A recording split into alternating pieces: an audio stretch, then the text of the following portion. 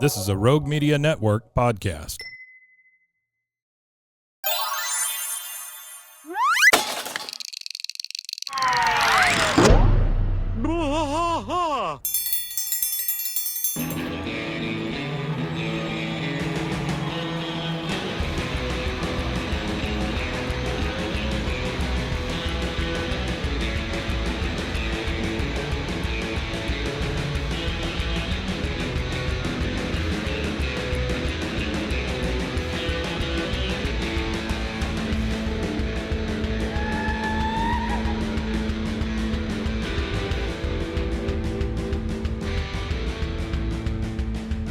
White trash fight all through the night, deep in the heart of Texas.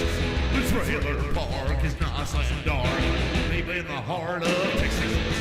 That drinks his brew and he spits his chew, deep in the heart of Texas. The TV blares, but no one cares, deep in the heart of Texas. Here we go!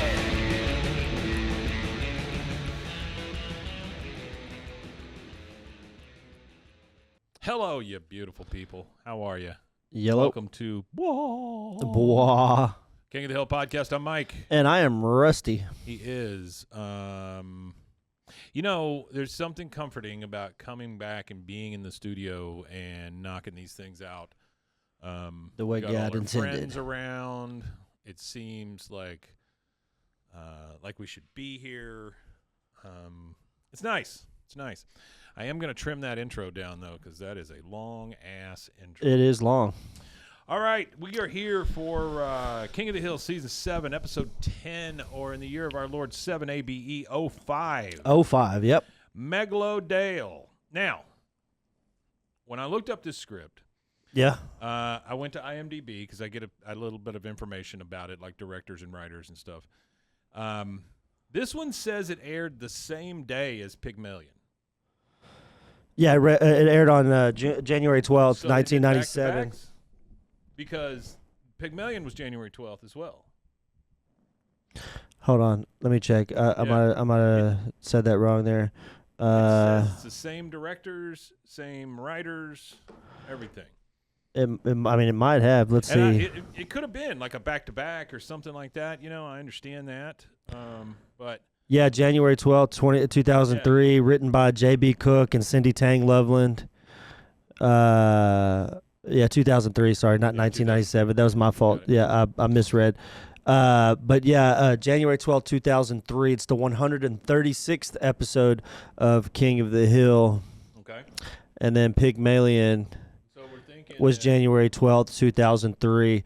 Well, let's see what January 12th was. It might have been a double feature after a major sporting event. Well, that's what I'm saying. Maybe it was. But it's weird that they played Pygmalion and this one. Because these are both a little weird episodes, They're Yeah, a little it odd. was. There was. I think that was the championship games. Okay. That makes sense. I think it was the AFC and the NFC. It was the It's- divisional. it's fine. It just caught me off guard when I saw that both of them were on the same No, sorry, day. it was a divisional round. So it was Pittsburgh versus Tennessee. Tennessee won in overtime. Atlanta versus Philly. Philly won. New York Jets versus Oakland. Oakland won. San Francisco versus Tampa Bay. Tampa Bay won. Okay. All right. And that was the 2003. Yeah. Good enough. This says Hank puts his reputation on the line when he recommends Dale for an exterminator job at Megalomart, only to realize that Dale thinks the vermin is Chuck Mangione. Bobby cheats at a game by stuffing beans up his nose. That is about as succinct as you can get. As a That is description for this. about as succinct as it gets. I really think it's funny, though, that he thinks the whole time nobody believes him. He's like, it's Chuck Mangione. And then it ends up being Chuck Mangione. Quite a coincidence that it turns out the way it does. So we start outside of the big Megalomart, and all the employees are out front because the store is closed currently. So the doors have not been opened. So all these employees are out front smoking cigarettes and eating donuts and just wasting time until the store is open and they can go in and go to work. You see the closed sign with old Chuck on it hanging from the door. Employee 1. Well, before you dive into that, Yeah. I just wanted to jump into something real quick. I'm going to go ahead and hit the voices before we get to them, just because there's 2 voices in here, and there was a TV show at the time that was really popular. There was a TV show at the time that was very popular, and both of them came off this TV show. And later on in another episode, another voice actor from the same show would be on as well. But Topher Grace voices Chris. Topher Grace. This is obviously the show Friends, Eric Foreman. And then Danny Masterson, yikes, Scientologist, now currently in jail for 30 plus, 20 plus, whatever his sentencing was, is voiced by Corey. And non-related to this, Frankie Muniz finished 10th place on Friday night in the NASCAR Truck Series, which that's his rookie. It's his rookie it's his rookie season, and he'll be in it now he'll be in the whole season of the NASCAR Truck Series, and he got 10th place. But so the voices are Topher Grace, Danny Masterson. They're from obviously the hit Fox show, the '70s show, and Laura Prepon. The girl who plays Donna, she actually comes in and last time I went there. she voices April in the Talking Shop episode, which is episode season 8. It's in season 8, episode 22. It's actually episode 22, season 8. The show was gigantic at one time. It was so big that they made a '90s show. Not only did they make the '90s show, a bunch of the people that were in.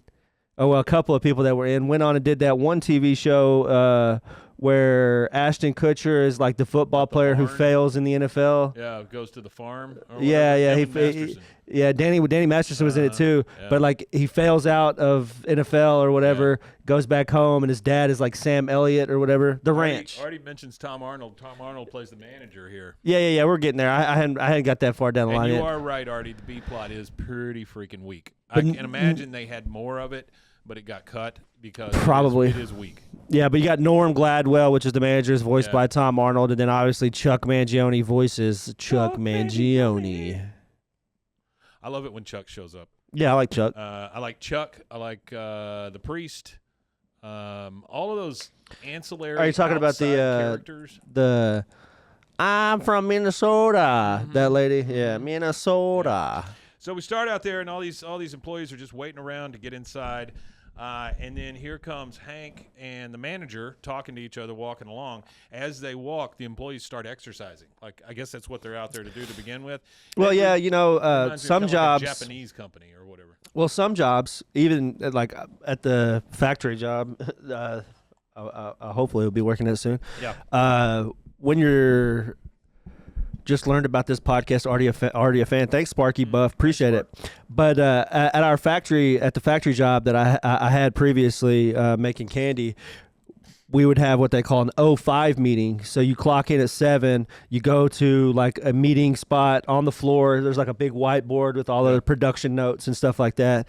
And then you do a 5-minute stretch out. You touch your toes, you do a little stretch here, a little stretch here, and everything to limber you up, which honestly, I think if they didn't do that, there were some of those men out there that would have never have been able to touch their toes otherwise. Oh, sure. And some couldn't. You know, they got the big old swollen beer belly and couldn't barely reach their knees. Yep. All right. So they're walking along and talking, and you hear one of the employees say, "If I wasn't stealing so much beer from this place, I'd totally quit." The other guy says, "Yeah, we should build our own Megalomart. Call it like Coolomart." And then you hear "Blue Vest incoming," and so they start chanting and exercising. Who's the lowest? We're the lowest. Megalo team, Megalo fun. And then under somebody's breath, you hear Megalomart sucks. Imagine that being like Dooley. I know nobody did it, but it'd be like Megalo sucks. So Hank says, "Exercises, huh? I got to tell you, Norm, when Megalomart first came to town, I hated it, but I got to admit I like buying my hammers and pants at the same store so I can see how they look together." So there you go. There's the fashionista. He's a little fashionista, isn't he? Very nice. But I'll go ahead and hit this note that Artie had in here. It's not till a little later, but it kind of here we go. So Walmart is obviously the basis for the Megalomart. Yeah. And the Megalomart is 24 hours. Yeah. Walmart used to be 24 hours. That's another thing that COVID killed. But COVID killed the 24-hour Walmart, which is kind of like disappointing because I used to like going into Walmart at like 1 or 2 in the morning, 3 in the morning because there was nobody in there. You could get everything you needed done and you could get out. Frozen corn dogs. And you're good to go. 2 screws and a tent. All right, so don't forget the light bulbs. And light bulbs. The manager says, "Glad we won you over," and this is Tom Arnold. "Glad we won you over, Hank. Since you've been handling our propane, I don't spend time checking to see if the tanks are really filled. That's why I call you Full Tank Hank." Hank. Yeah, they didn't. I guess after the explosion, they didn't bring back selling propane because they sold propane before the explosion because they almost took Strickland out of business selling propane, and then the big boom episode, propane boom. Last week, right? It was that Friday episode. Yeah, the season 2, episode 23 with and then the follow up or whatever. Yeah. He goes, "I call you Full Tank Hank, Hank." He goes, "Well, that's catchy." Then they go inside. The guy changes the sign to open, so now we have a open Chuck Mangione sign. And you hear, "Who's the lowest? We're the lowest. Megalo team." They're out there still exercising. Oh, sorry, they're not 24-hour. I thought Megalo was. I guess they're not if they opened it. Oh, it's true. Yeah. Yeah, never mind. Then the manager says, "By the way, we got another shipment of those culottes your wife likes. Just remember, a Chinese large is a medium." Nothing has changed there since 2003. A Chinese large is a medium. And for those that you don't know, a culotte is like a woman's pants. Culottes. They're cut to resemble a skirt, and they typically end at just below the knee. They're also called gauchos. Mm-hmm. They are called gauchos. When I went to school, all the girls had to wear culottes at our school, and it was very depressing. So it was only pants. They could wear skirts or culottes, but culottes are like pants, right? Well, culottes only go down below your knee. Oh, so they couldn't wear ankle-length pants. Yeah. I got you. Sparky says, "Take your damn batteries back." Hank says, "Well, Peggy loves her culottes." And then we see some sweet corn scattered on the floor. So this is almost like feed corn, right? That you put out for deer and stuff like that. Manager says, "Dang it, just between me and you, we got a little rat infestation here. Hank, you're tapped in. I can trust you. You know a good you're tapped in to the Megalomart. You're tapped in, yeah. You know a good exterminator? Someone who's discreet but can get the job done?" Hank just looks around and goes, "No." I got a quick fun fact about Tom. What he wants to do is recommend Dale. I got a quick fun fact that Artie didn't really mention, but I guess because it wasn't really that relevant, so it's really not relevant to King of the Hill too much. But Tom Arnold's sister used to be the meth queen of the Midwest. Oh. She used to be one of the largest meth dealers in the Midwestern portion of the United States. His jumpiness. And I thought it was kind of funny because I was watching movies one night and I was like, "Oh, Tom Arnold," you just whenever I'm watching a movie and I see an actor, sometimes I just hit the Wikipedia and check him out. Yeah. So I clicked on his sister and I was reading a little bit about his sister. But yeah, she apparently at one point in her life was one of the largest. I don't remember if it was manufacturer or not, but it might have been manufacturing and distribution. But she had one of the largest manufacturing distribution meth deals, and she was dealing meth all over the Midwest, and it was going as far as Washington and California and New York. So she had a pretty big enterprise. Went to prison and everything and all that. Had a prison stint. I think she's out by now, but Tom Arnold's got a little bit of money. Probably helped her out. All right, so he says no because he doesn't want to recommend Dale. It says Tom Arnold used to be married to Roseanne Barr, and they were notorious drug hounds at the time. Yes, and sir, still are. At least one of them is. I've seen Roseanne Barr smoking weed on stage. So you can take Ambien and then get all racist. That's what happens. Yeah. All right. Yeah, so that racist Ambien. We see Dale in a Bugabago. He drags himself over to the alley with the rest of the guys. He just got home, and he looks beat. Still got his backpack on, his poison backpack and all that stuff. You hear, "Yup," and then, "Yep," from it says Tom is clean. Yeah. And then Dale goes, "Ant!" and he sprays Bill right in the face. And he goes, "Got him. You owe me $5. No way. Come on, Bill. I need the money. Damn new Pest Pro franchise has been taking all my business. If I could just get one good job, I'd be back on my feet." Hank overhearing this, and I think he's clean, Artie. I think it's a big deal that he is clean now. We're still talking Tom Arnold. He says, "Hey, Boomhauer, you getting any closer to getting married?" Boy, does that catch Boomhauer off guard. He's like, "Dangle, huh?" And Dale keeps talking. I heard down at the chemical warehouse that Megalomart's taking bids for a rat problem. Man, that'd be a sweet gig. I could start paying for Nancy's health insurance instead of just telling Nancy I'm paying for it. That's funny. Hank, That's good. Hey, this finally gets to Hank, and he goes, all right, Dale, I can see you need the work, and I know the manager of Megalomart, but be careful. This is a very big client for me. He goes, all right, Hank. So he's going to help him out. Which is risky doing. It's very risky. Out of all the friends he has, that's the toughest. Maybe Bill and Yes. him might be the toughest two to put your Yes. neck out there for. Now we see Peggy and Hank. They're in bed, and we're watching TV with them. The Chuck Mangione Megalomart comes on. A commercial comes on, and he's jumping from a plane. He goes, hi, I'm Chuck Mangione, and in Megalomart, our prices are falling faster than I am. And then the feel's so and then you good. hear,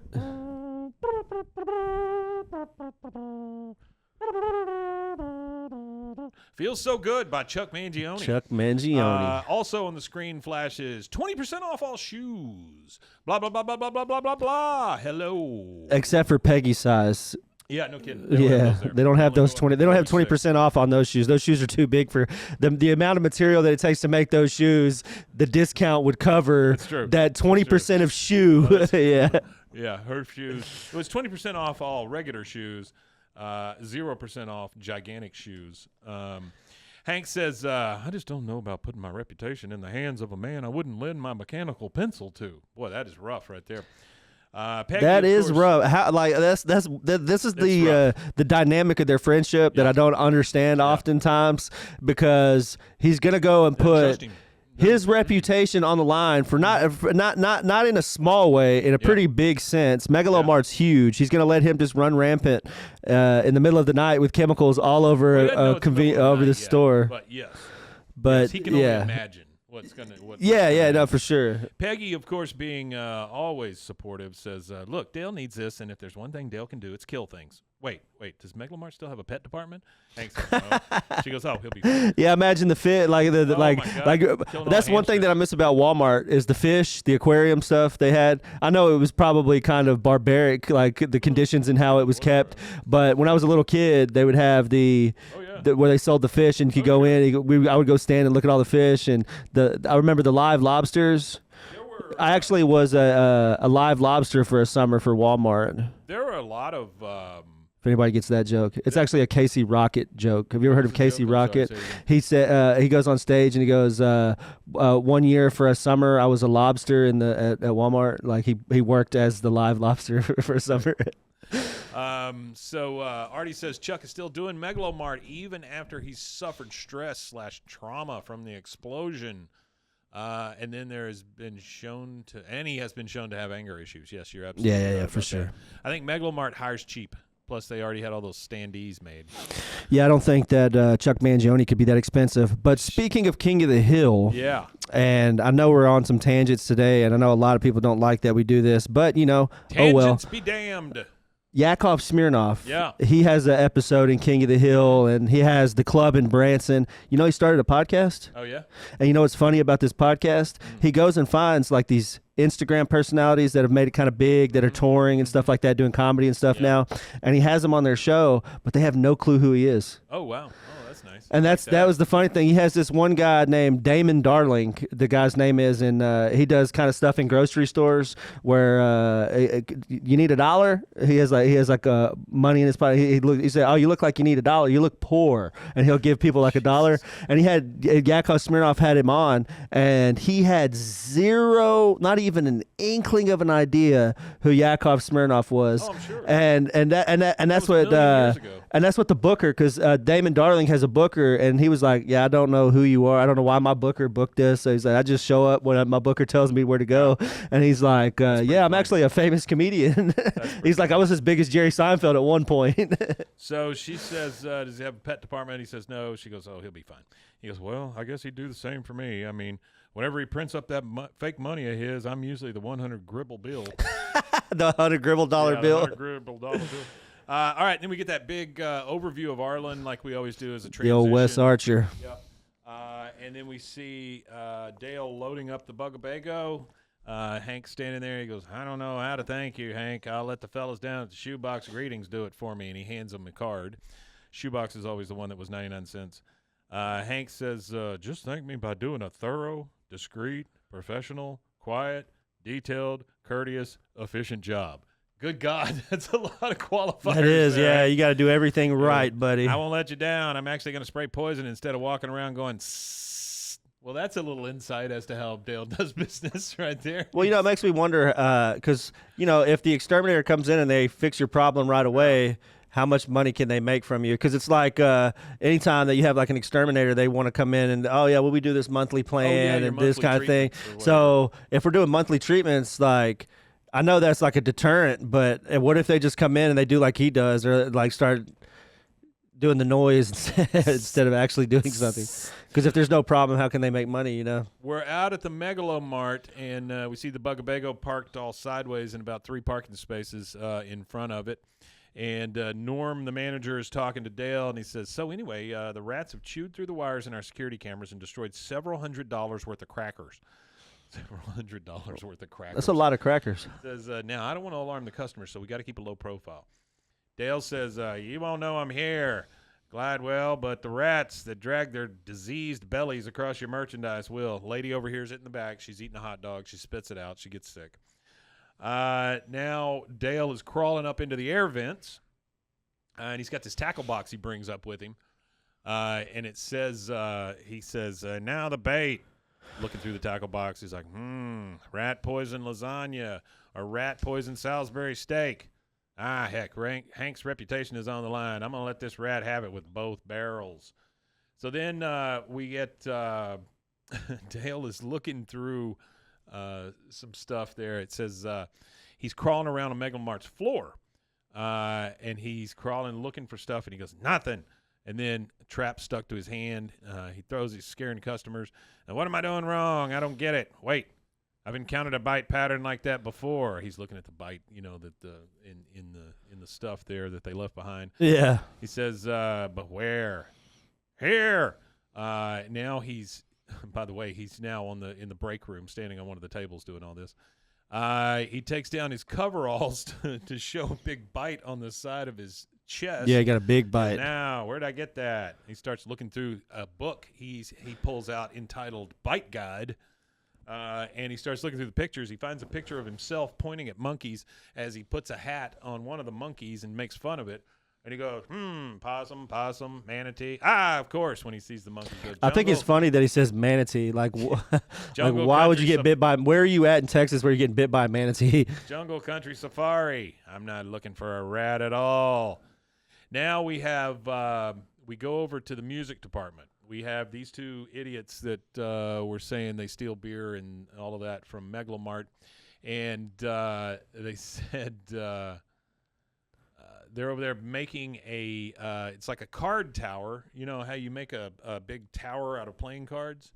Yeah, I know how. I've never done it, but I've seen it been done. Yeah. They're making one out of CDs. Isn't that what they say? Isn't that like an expression? Built a house of cards or something like that? Yeah, some kind of expression. They're making one out of CDs, and one of them says, this is art, man. I told you, we should totally build stage designs for Creed, which I think is funny. I think that is funny.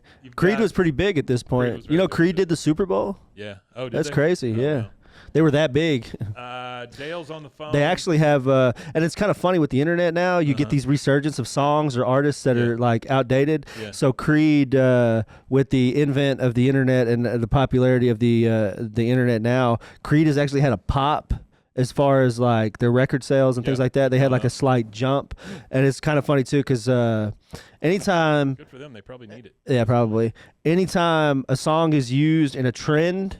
Like an old song or whatever is used in a trend, the record sales jump for that. Yeah. Like Fleetwood Mac, when that guy was riding that skateboard, drinking the cranberry juice, listening to Fleetwood Mac or Stevie Nicks.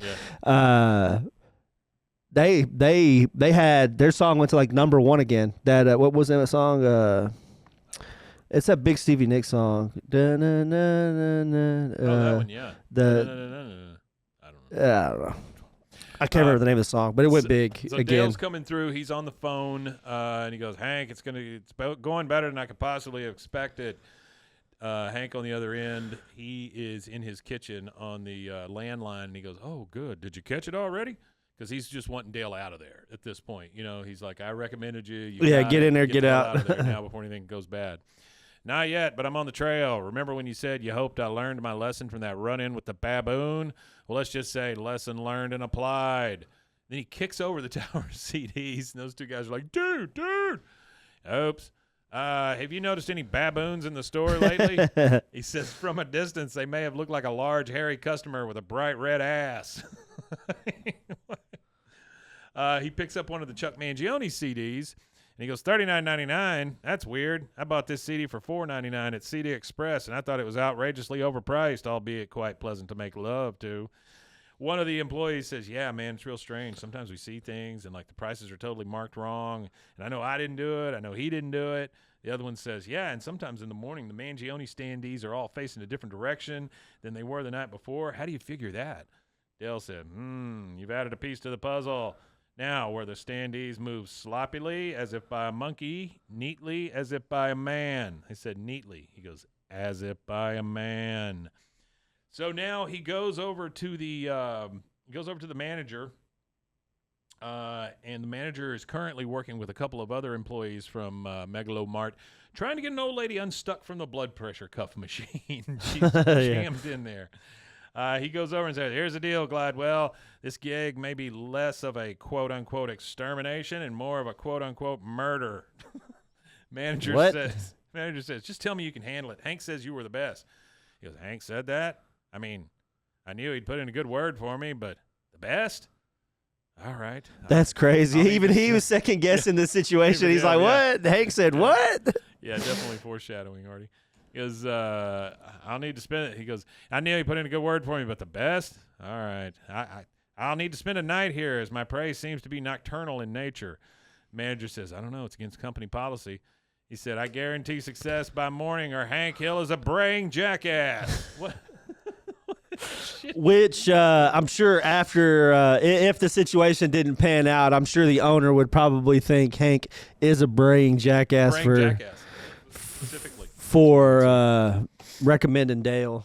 All right, now we're at the Hill House. Peggy and Bobby are in the kitchen on the table there, and they're playing Don't Spill the Beans. You ever play that? Don't Spill the Beans. Is that like it's got the little pot of and beans. then you got to, and the last bean in and it tips kind of thing. Yeah, I've never played that. Yeah. I'm not a really big board game guy. I don't really like board games too much. I mean, I'll play with the kids and stuff if they want to play certain games and stuff, but board games were traumatic in my household as a kid because everybody's all got like high emotions on board games and like Monopoly or anything like that. The only board game that we played as a kid that didn't end up in somebody trying to flip the game board was the Game of Life because it was all you just spin the wheel. It's no real there's not a real competitive nature to the Game of Life. It's just a real easy, chill game. But any game that had a competitive element to it, me and my brother and my dad and we're really, really competitive people. Mm-hmm. And my mom not so much, and my little sister, she's pretty competitive in nature too. But just all the competitiveness in the room creates a lot of like emotions, and people would get pissed off if the game went one way or the other. So I remember putting the little pegs in the car as I built my little pretend family. Yeah, we used to hook the PlayStation 1 up in the living room. We'd play it on PlayStation. You play the Game of Life on PlayStation? Yeah, they had the Game of Life on PlayStation. We'd play it then. But for those of you that don't know, the actual Don't Spill the Beans game is from 1957. It was published by Milton Bradley, which is a subsidiary of Hasbro. It's about the same time as that Pop game. What's that? Sorry. It's about the same time as Sorry and Hungry Hippo. Well, Sorry with the popper in it. It's got the dice in the little popper thing, and you have to move your things around. Anyway, I've never heard of that one. Charts. Stuff like that. It was originally manufactured by a company called Shaper Toys, but it was acquired by Milton Bradley in 1986. It is described as a classic preschool game, a favorite for more than 30 years. The toy manufacturer Shaper was founded by a guy named William Herbert Shaper, and he actually had the game Cootie. I remember Cootie. If you remember Cootie, Cootie was his. He also had a game called you had to Ants. build the little Cootie bugs. Yeah, and then he had Ants in the Pants. I remember Ants in the Pants. That was another tip-over type game, but it was ants that you put in your pants. And then pair of pants. Don't Break the Ice. Don't Break the Ice is a classic. Yeah. So those were his Think games that he created. Though, all of those are very simplistic games. You know the worst game in the world? What's Shoots that? and ladders. Shoots and ladders. Oh yeah, I'm not a big fan of shoots and Butts. ladders. That He and also Candyland, introduced. both. They suck. I don't know if Terrible. I don't know if you have heard of this. You might have. Yeah. It was a battery-powered line of toy trucks called Stompers. Stompers. Yeah, it was like a 4-wheel drive little toy car that took like a single AA battery. Okay. I've never heard of them, I've never heard of Stompers. but he created Stompers. But we As are well as all of in that, their so there you go. kitchen, and Peggy and Bobby are playing Don't Spill the Beans. Hank is kind of pacing back and forth because he's very antsy, no pun intended, about recommending Dale. He goes, I really think I did the right thing recommending Dale. And as he's talking to Peggy, Bobby turns around and starts shoving beans up his nose. Artie says he remembers Stompers. Yeah, well, it's kind of funny. I was sitting here looking at some of it. Shapers actually became one of the licensed producers of Playmobil, the Playmobil Yeah, whatever stuff, Playmobil. and they had a large deal with McDonald's. Yeah. So they were doing toys for McDonald's, but apparently it ended badly because the toys that McDonald's was shipping out from this company were found to have Arsenic. they violated American child safety regulations, whatever that is, which was they had removable parts which were choking hazards, and they didn't like label that they were choking hazard and stuff like that. That's kind of like the what was it? Luke Skywalker action figure. You know? Yeah. It was Darth Vader. Darth action Vader. figure that had it was Boba Fett. It had the rocket on his back that you could take out and then it would shoot. That was like the beginning of heavy regulation, though, wasn't it? And Like then in they the late replaced '80s, it. like the early most '80s. valuable one is the one that still has That still thing, has the ones they rocket. released, yeah. Wasn't that like the beginning of like heavy regulation? Was Probably, like the probably. beginning '80s? I don't Yeah. know. A lot of kids fell prey to Darwinian laws because they would choke on a piece of plastic. He actually created a game, also a board game called King of the Hill. A game not for the same 2 thing, to though. 4 players who attempt to be the first to climb get a on the hill. mountain. So Shaper Toys was actually Get a up on that hill. prolific toy manufacturer. Anyway, he says he thinks he did a good thing recommending Dale. As they're talking, we see Bobby turn around. He shoves some beans up his nose. Peggy says, Hank, you are distracting my concentration. I'm trying to teach Bobby how to play Don't Spill the Beans. Bobby, in a very nasally tone, says, how about the beans? That's 6 games in a row, Bob. She goes, what? Now that is impossible. I've never lost anything 6 times in a row. Bobby, open your mouth. And he opens his mouth, and she starts looking in there like she's a freaking doctor. She starts poking around in his Looking mouth. to see where he's hiding beans, Yeah. but he's got them up his nose. Yeah. The phone rings. Hank answers it and says, Hill Residence. Dale, is that you? Are you done? Dale on the other end is leaning up beside his van. It's outside. He's waiting for everybody to leave. He's out there smoking so that he can stay overnight at the Megalomart. He says, won't be long now. I'm working through the night. He goes, you're spending the night in the store? Is the rat problem that bad? Rat problem? Oh, of course. You still think there's rats in here? Yeah, I'm getting to that, Artie. Shitty Peggy coming up. He says, you still think there's rats in here? Well, don't beat yourself up, Hank. I did too until the evidence pointed to baboon. Baboon? Dale, don't tell Gladwell there's a baboon. It's not a baboon. Because I know that. I won't bore you with the details, but bottom line is, it's Chuck Mangione. He goes, what? I'm going to flush him out tonight. And Hank Gladwell told me you said I was the best. I nearly teared up right there in front of him. Hank shows Hank and he says, no, no, no. And this is the only time I've ever seen this. Hank starts pounding his head on the wall. He's so frustrated at this point. Yeah, he can't believe that he ever said that. And Dale says, don't worry, I didn't. He hangs up. And then you see Hank just like, Dale. Oh, Dale. And here's the shitty Peggy part. You know, I've been thinking about it. You never should have recommended Dale. Bitch, come on. What are you doing? Shut up. That sucks to come in at the end like that. You didn't know She's right, though. anything. And like, I'll give her 2 that. She's seconds- right. But 2 seconds ago, she's saying, Hank, you're distracting my concentration.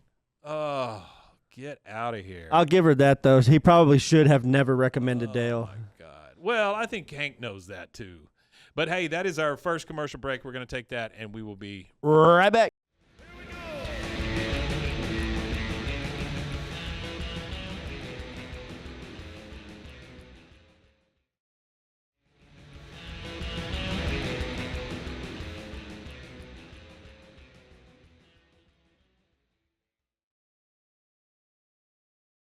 Hey, if anybody out there thinks there should be a woman's perspective on this show, please come on. Yeah, we'll have you on. We We'll would gladly love to have have you on and give a woman's perspective. That would be great. Artie says she is a major I told you so kind of bitch. That's true. Yeah. And by the way, I want everybody to understand the word bitch to me is not female or male. It just means you're being a bitch. That's all it is. All right, so now we're in Dale's basement, or we're going down into Dale's basement with Nancy in a kimono because that's what she does. We see a rat run by, so Dale's a really good exterminator. But Hank and the boys are coming down there, and he goes, Dale's losing it at Megalomart, Nancy. We need some traps for the rats and a tranquilizer gun for also for the rats. He just wants to tranquilize him. Nancy. Which is funny. Nancy says, Hank, he has his whole self-esteem tied up in killing smaller things than he is. If y'all catch the rat, please put it in his pocket so he thinks he caught it. That's funny. You see, his whole that's funny. His whole self-esteem is tied up in killing things smaller than him. It's the only thing he has control over is the small things. Hank grabs some of the overall uniforms, the extra ones, and he goes, here, everybody put on a jumpsuit. If Glidewell shows up, we'll look like Dale's crew. They drive up to the Megalomart. They go up there, and they go up to the doors, and Hank says, now, remember, find the rat, kill the rat, pat Dale on the back. They go up and they try the doors. There's one that's just wide open. There's one they just walk right through. Yeah. How's that work?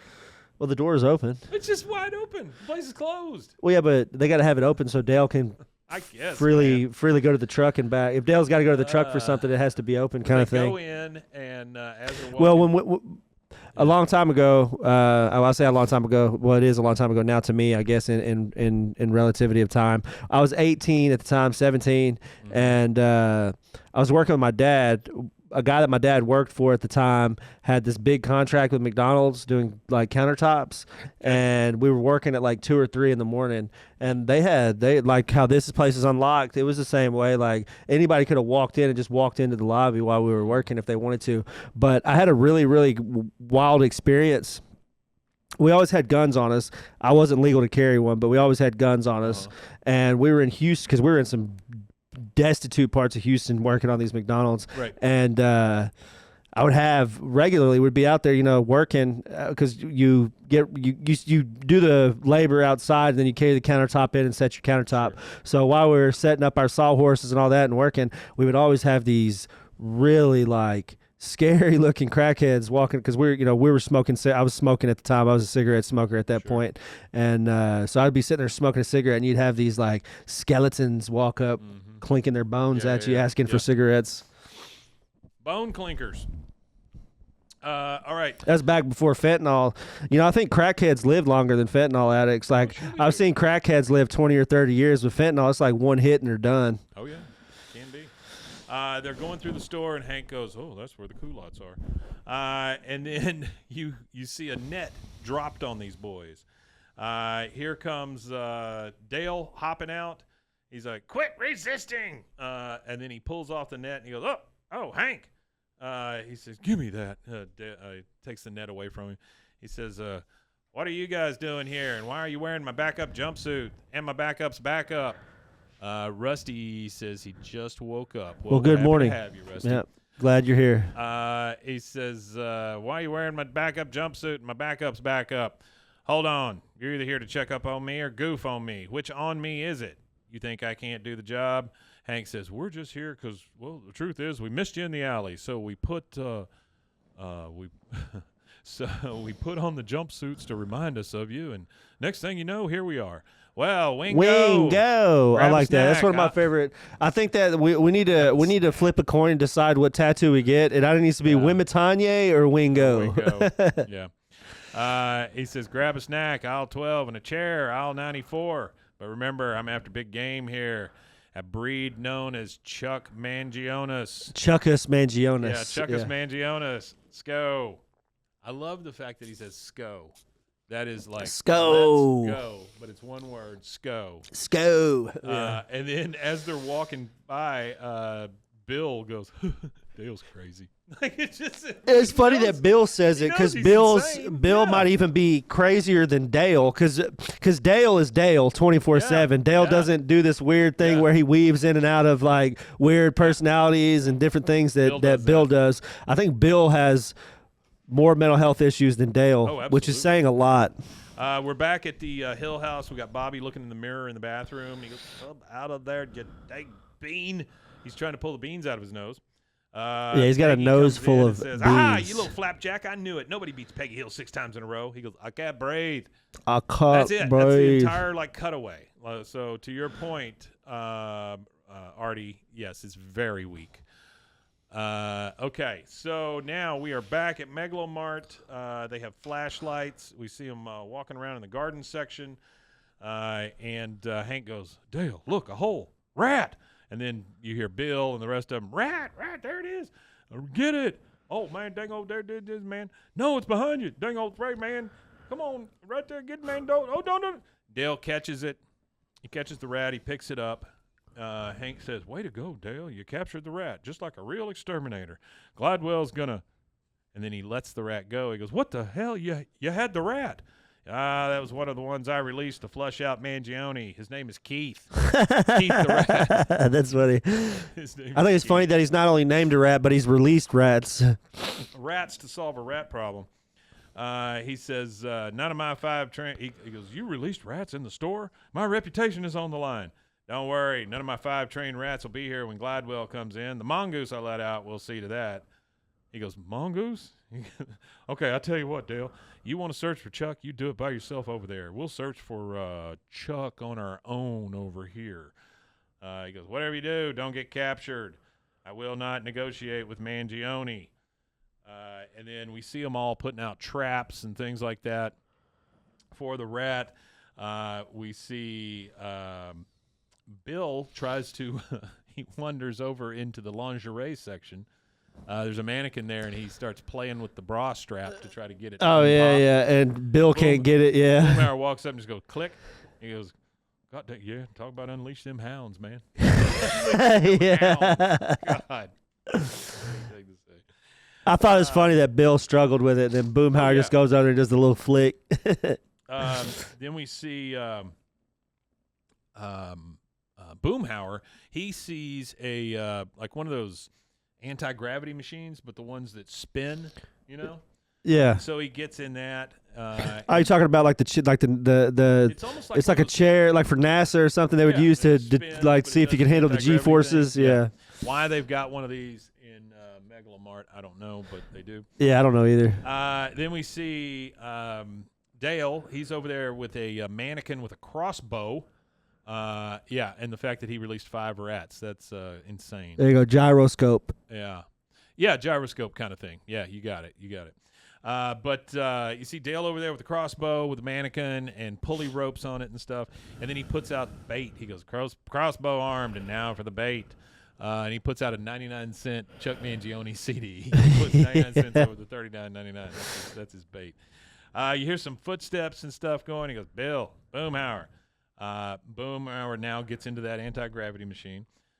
He starts, woo, man. And then he sees a shadow, and they push it, and they spin it super fast. Like he's going too fast in this anti-gravity thing. Yep. Oh, Chuck Mangione got him. He goes, hey, man, stop that. Hey, just, it's got me. And then he sees Chuck Mangione's face as he's spinning around. And then up comes Hank, and he goes, dang it, Boomhauer, you have one of these at home. You're supposed to be working. He stops it with a broom handle and gets him out. And then Boomhauer, God dang old Gribblebird, man, that dang old Mangione comes in, turns switch, man, starts spinning around like my head, man. He goes, what are you talking about? Man, I'm talking about that dang old Chuck Mangione, man. And Dale comes up and goes, I knew it. Yippee, I knew he was here. I felt his presence. Hank says, come on, that's an easy explanation for this. You spun yourself too hard. You got dizzy, and then you saw one of those stand-up displays of Chuck that are everywhere. Dale says, oh, Chuck himself. Yes, Boomhauer does own one. Bill runs up with he literally has the cuff from the blood pressure machine still stuck on his arm, yeah, because he's ripped it from the wall. He comes up and he says, "Oh, leave me alone." He goes, "What did Mangione do to you?" He goes, "Nothing." He goes, "He was popping me with a wet towel." Popping me with a wet towel.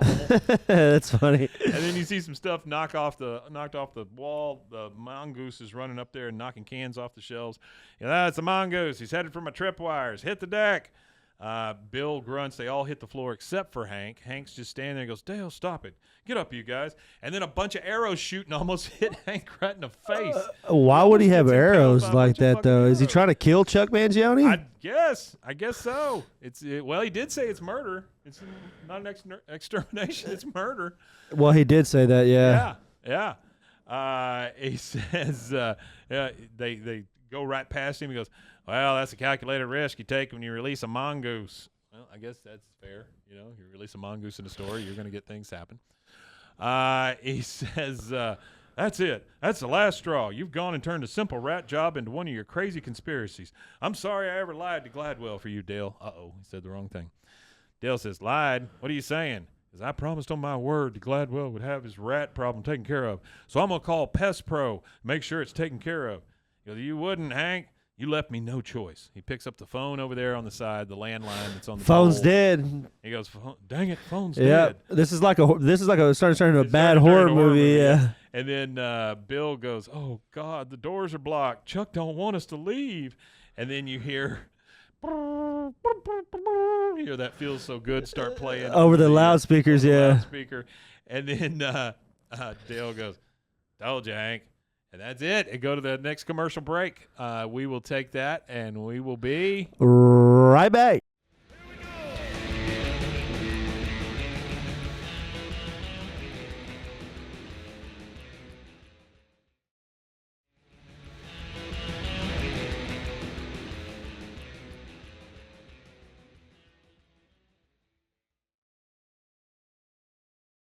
And we're back.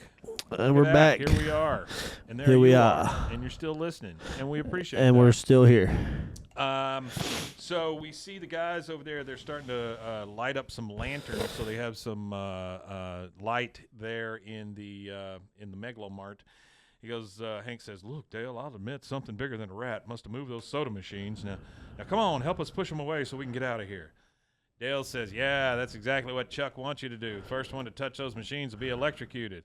Then while the rest of you saps are staring at a charred and twisted Bill, Chuck will pounce." He just assumes it's going to be Bill. I think of how funny how like how he's talking about Chuck like he's some type of predator animal. You know what I just mean? love the fact that he assumes Bill's going to be the one to be electrocuted. Well, he would You know, be. he's- He's the first one to want a soda. charred and twisted Bill. So Chuck will pounce. And then Bill says, "Dale, man, I don't want to die twisted, painful." He goes, "Dale, help me out of here. What do you think we should do?" Dale says, "What are you asking me for? I'm Loony. I'm going to find me a Chuck. And if you're lucky, when I check his stomach contents, there won't be anything you." He runs off. I don't think Chuck's a cannibal. I don't know. Dale runs off. Hank's left there. He's like, "All right, if we're going to make it through tonight, think. He goes, "Okay, let's form a back-to-back triangle so no one can sneak up on us." They get into this weird triangle, and they're just like shuffling through the aisles there. Which is kind of funny now that Hank's buying into Yeah. It's not a conspiracy, but the quote It's not a unquote 'cause it's conspiracy. happening. Yeah. So I think that's funny that finally Hank's buying into it. I like when Hank gets a little more involved and gets a little more absolutely. like buys into things a little yeah. bit. It makes it makes it more interesting. But they're in this weird triangle, and they're kind of spinning around, and they're doing like, nobody can get on your six kind of thing. So we can sleep with so we ain't got to sleep with our heads in the mud. That's what that reminds me of. This is good. This is good. We just keep our wits about us. Everything will be fine. Then you hear a loud clanging. Everybody starts screaming. He goes, "You were supposed to keep your wits about you." And then Hank yells. Now we go back to the week The week subplot. B plot here, yeah. We're at the doctor's office, actually at the Heimlich County Medical Center, the ER. And the doctor says, 6 beans. And then Bobby goes, He says, "Why don't you go home and get some sleep?" And then, of course, Shitty Peggy pushes in the don't spill the beans game and goes, "I believe it's your turn, nose boy." Right in the middle of the friggin' ER. Yeah. All right, so we're back at the Megalomart. There are fans falling off the shelves. Hank is running through there. "Dale, Boomhauer." And he trips over a wire. and he gets rolled up in a net. He turns over, he looks up, and he sees Chuck standing over him. Chuck puts a big bag over his head. He's like, Chuck? And then we go over to Dale. Dale is on top of a giant polar bear, which why that's in the middle of a Megalomart, I'm not totally sure. In the hunting section, maybe? Right? But a polar bear? Yeah, in the middle of Texas. We don't have very just for fact checking here. There are no polar bears in Texas. No polar bears, very few. I'm pretty sure there are bears though, but not polar bears. Artie said she's great at kids' boards games. Yeah, especially like the really simple ones. She's really good at those. That and Boggle.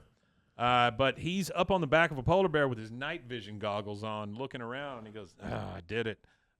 He goes, gotcha, Mr. Adult Contemporary. He runs over there, and he sees one of the Chucks is down. He goes, I did it. I caught Chuck Mangione. He looks at it and goes, oh, what the hell? It's a mask. And then he sees it's one of the guys is a mask, and then the other guy's standing behind him, and he just starts like giggling, but it's maniacal sounding, you know? It's not good. Sounding. He goes, oh, you're just the kids from the music department. Guy goes, he totally thought we were Chuck Mangione, bro. We told you big time. You're such a tool. He goes, I blew it. All my exterminator's instincts were wrong. I'm not fit to live on this earth, let alone kill the things that live on this earth. One of the kids says, oh, you know what we should do? Dude, we should dress him up in ladies' lingerie, take him over to the photo department, and make him sit on our laps. And the other one says, wow. Let's shave his head like we planned. Yeah, that other one is really whoa. Yeah, that's a little extra there, brother. Then you hear Dale kind of shriek. And then over the PA, you hear, come out wherever you are. And then the other one says, you can run, but you can't hide. And then Dale is kind of backing up.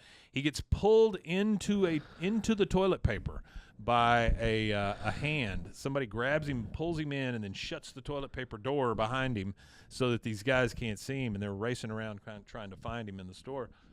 He looks over and he goes, all right, who are you now? He goes, take off the mask and quit mocking me. He starts pulling on the Chuck Mangione beard, and he goes, ouch, watch the lips, man. So it's the real Chuck Mangione in the toilet paper fort in the aisle. And he goes, oh, watch the lip, man. He goes, it is you. It's really you. So I'm not crazy, but you are. He goes, you let a mongoose loose out in the store. He goes, you're living in a toilet paper fort. Let's agree to disagree. I thought that was funny. Yeah, Chuck, he's like, I don't get it. What are you doing he's like, here? I'm crazy because I let a mongoose, but you're in here living in a damn teepee for it. Who's crazier here? Yeah. He goes, what are you doing here? This is a long way from the Merv Griffin show. He goes, when I signed a contract to be Megalomart spokesman, I didn't read it carefully. I have to be at every store opening, and they open I haven't had a time to record a tour or anything or give my old lady any so sweet loving in years. He says, so I disappeared to the last place they'd ever look for me. I've been living in here rent-free, eating their Cheerios, playing their video games, and trying on their underpants. Anything to stick it to the man. Trying on their underpants and sticking it to the man now, I guess. He goes, you chewed up the security camera wires? It was unnecessary so I could come and go as I please. Well, what about the droppings? There were droppings all over the place. And this is when you know Chuck's nuts. He goes, make those Megalo chumps pick them up. They owe me. Dale's just like, right on, keeping it real. We hear Hank shriek out in the hall there. Chuck says, sure sounds like your friends need you, Dale. They do, Chuck. He goes, wait, every aisle has a hollow passage with openings at the discount flags. Use it. You see Dale come out. He shakes Chuck Mangione's hand because now they understand they're both crazy. Yep. Now we go and see the other three are all tied up by the two kids from the music department. And Hank says, look here, I don't know what you two are hopped up on, but it's going to wear off, and you're going to be very regretful about your actions. I think it's funny that Hank thinks all teenagers are hopped up on something. Yeah, they're all hopped up on something, yeah. Hopped up on them goofballs. And about that time, a nozzle comes out, sprays both of them in the face. He comes out of one of the hollow passages from behind them. Just some random passageway, yeah. In every aisle. They both yell. They drop down. They say, okay, you win. We can't breathe. Dale comes out and says, gentlemen, the infestation is over, except for the mongoose, but I'm sure he's found a new home. Then this is my favorite scene in the entire thing. It flashes over to the ball pit because they've got a ball pit, and you just see the mongoose's eyes in the Just ball looking pit. up out of the So ball the pit, mongoose yeah. now lives in the ball pit. That's the best. Now it's a little far after that. We see the cops taking the kids away. The manager of the Megalomart comes up and he goes, "Thanks for the recommendation, Hank. If I'd called Pest Pro, they would have just sprayed in here, and I'd had some parents of dead teens suing me." He goes, "Nice work, Gribble." He goes back to the truck. He goes, "Yeah, nice work, Gribble."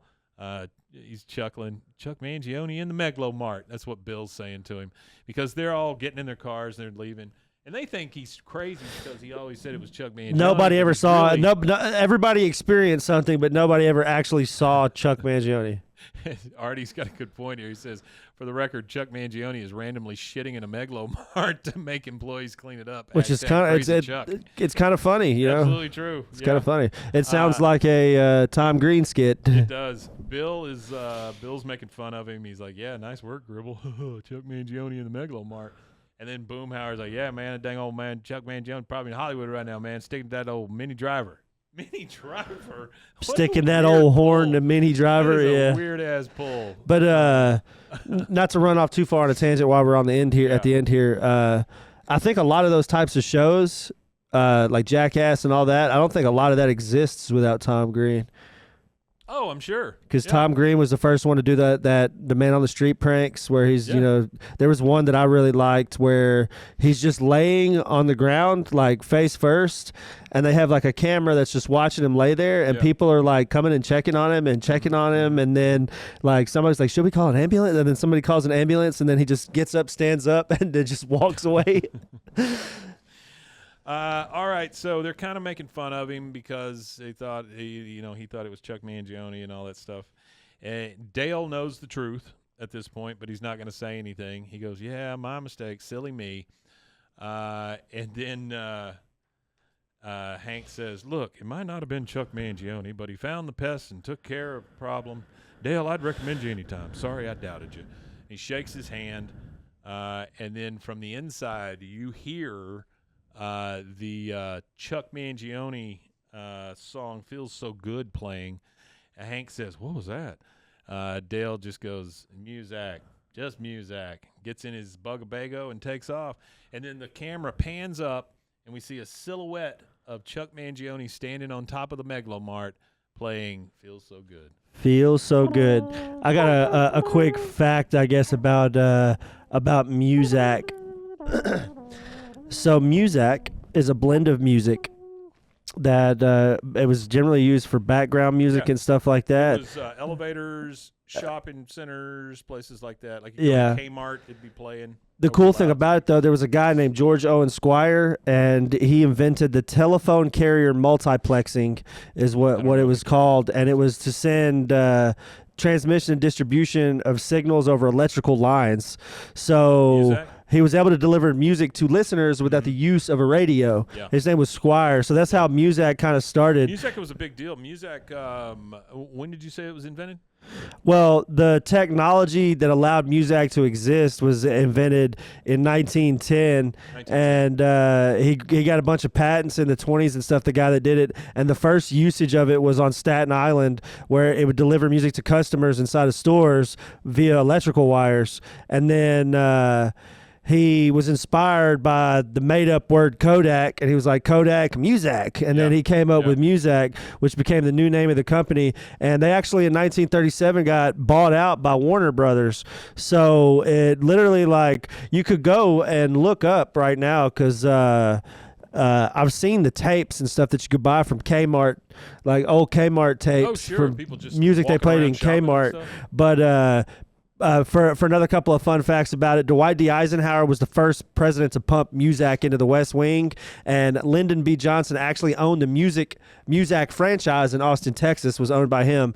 And then NASA reportedly uses Muzak in many of its space missions to soothe astronauts and occupy periods of inactivity. So, yeah, Muzak is a huge thing. It was used in all kinds of convenience stores and stuff like that.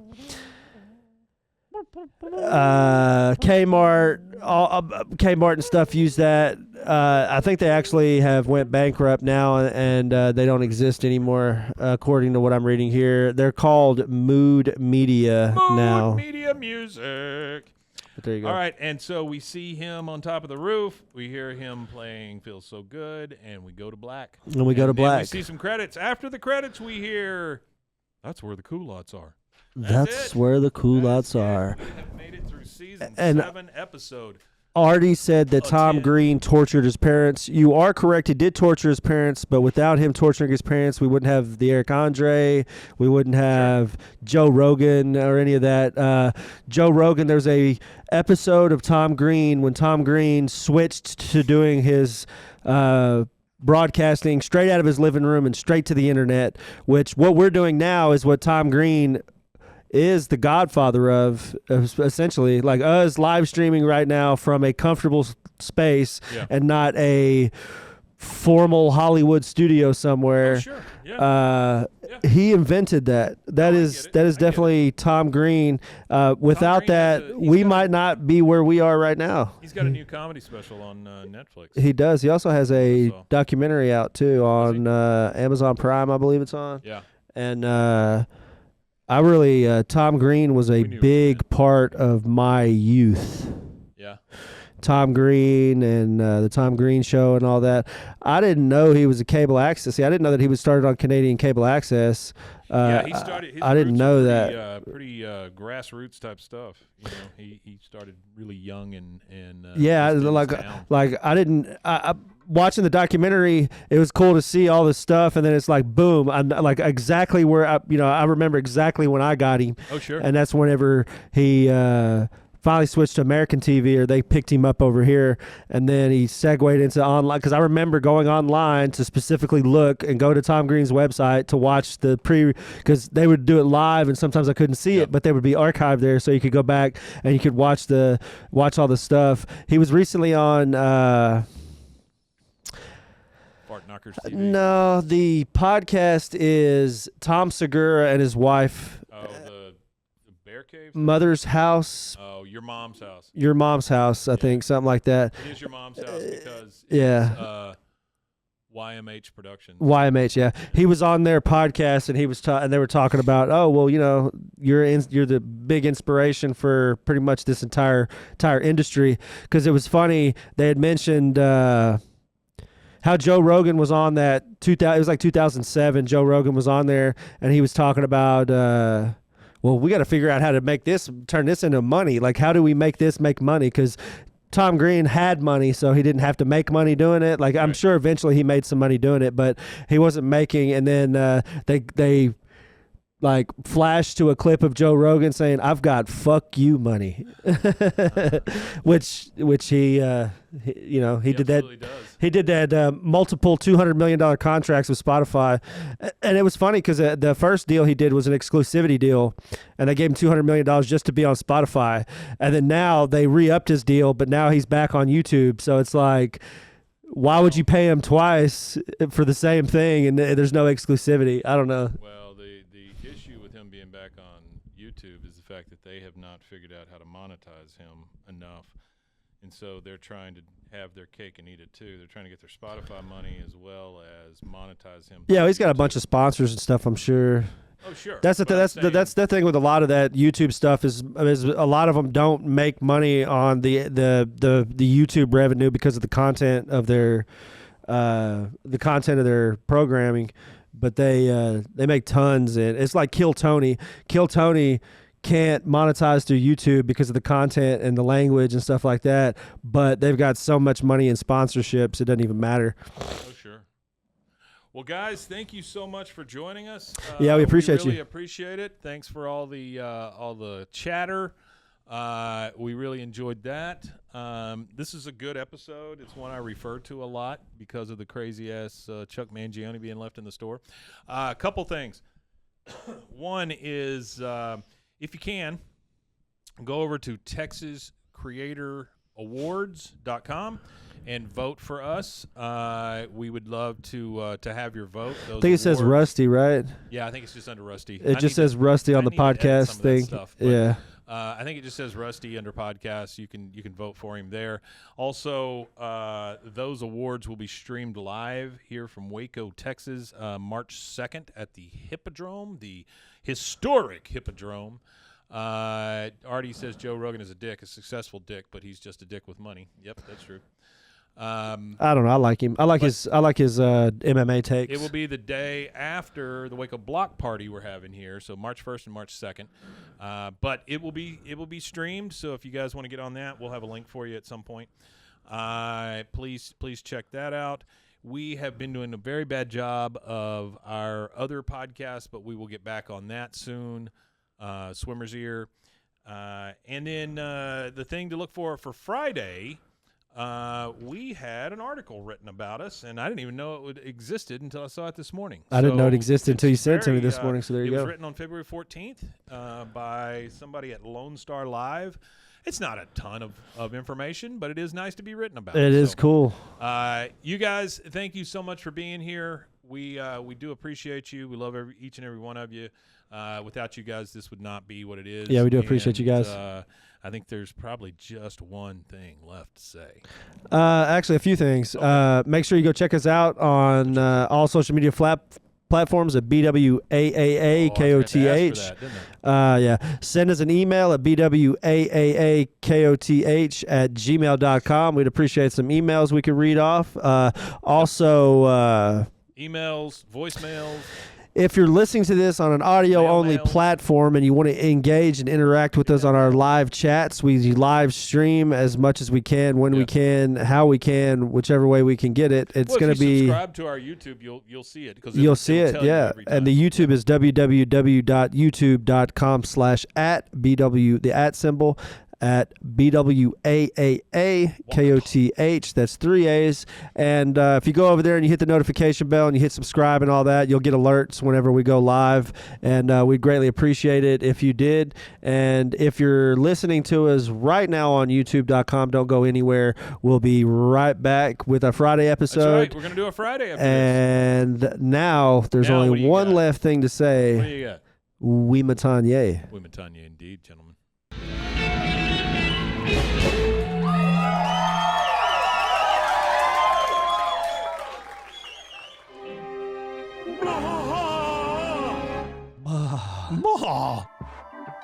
This has been a Rogue Media Network production.